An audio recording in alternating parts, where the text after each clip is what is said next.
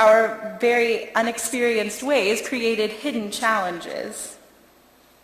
It was a cramped workspace, and it was hard for all of the work crew to work in the small room at once, and soon some of the youth began to feel restless just waiting for their turn to work. Attitudes worsened, and due to the unforeseen difficulties and all of our inexperience, we fell farther and farther behind on our deadline to get the job done.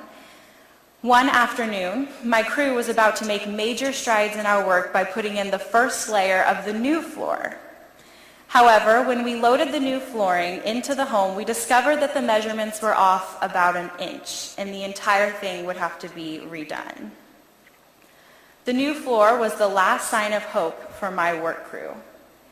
We had based the rest of our plans for the week on the new floor going in that evening, and when we found instead another roadblock, my entire crew was crushed.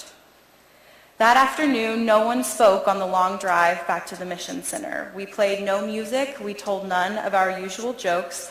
All in all, we had lost our last ounce of faith.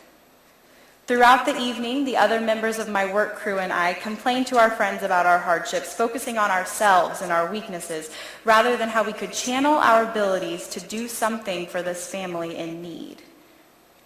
The next morning, on the drive back to the worksite, we wondered who we were serving and how we were attempting to go about our service.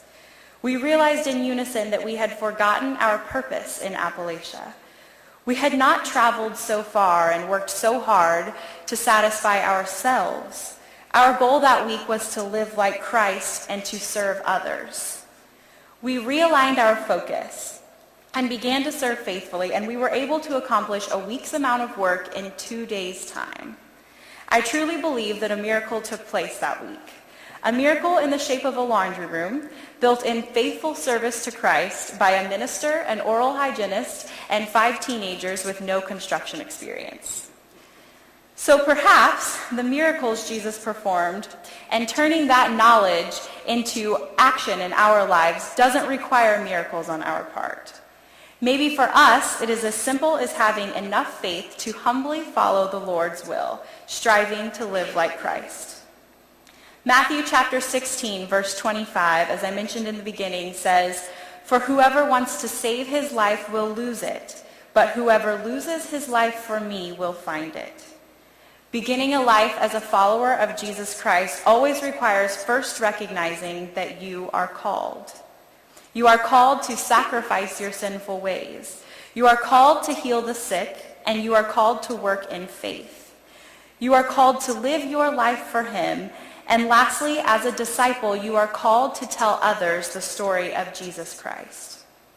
Christ is using you each and every day in your actions and in your words to lead others to the light of salvation.